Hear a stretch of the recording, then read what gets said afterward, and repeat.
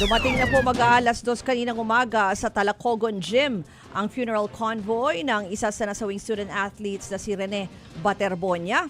Ang ina niyang si Rovelyn nagpasalamat sa lahat ng sumuporta sa kanyang anak na si Rene. Narito po ang report ni Bril Montalvo.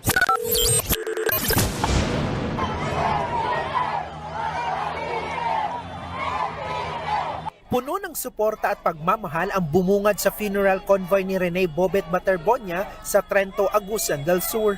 Halos hindi makausad ang sasakyan. Bagamat matamlay, kinamayan pa rin sila ng ina ni Bobet na si Rovelyn.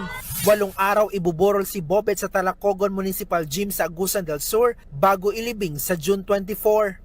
Ito ang mga bus na kasali sa funeral convoy ng Yumaong Ateneo student athlete na si Rene Bobet Baterbonia papunta sa kanyang hometown sa Talacogon, Agusan del Sur. Sakay nito ang kanyang mga bulaklak at miyembro ng kanyang pamilya.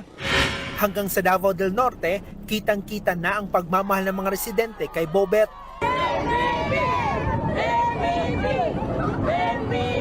Ngadto mi diri para matan-aw mag-atang siya. Gikan nyo sa mong kasing-kasing support. Kahit sa kalsada papuntang Agusan del Sur, marami pa rin ang nag-aabang kay Bobet.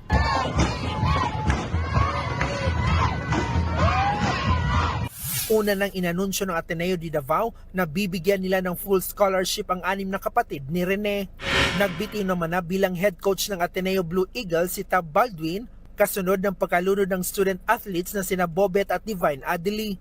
Nag-resign na rin ang team manager nilang si Epo Kimpo. As we enter a period of deep institutional review, a change in leadership is necessary to ensure the full integrity of our sports programs and safety protocols. We are truly sorry for missteps which have caused further pain to the community, and we will work hard to rebuild your trust.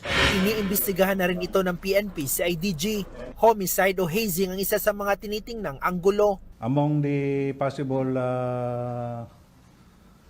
nito is the forced calisthenics, exposure to the weather, or any other brutal treatment or forced physical activity.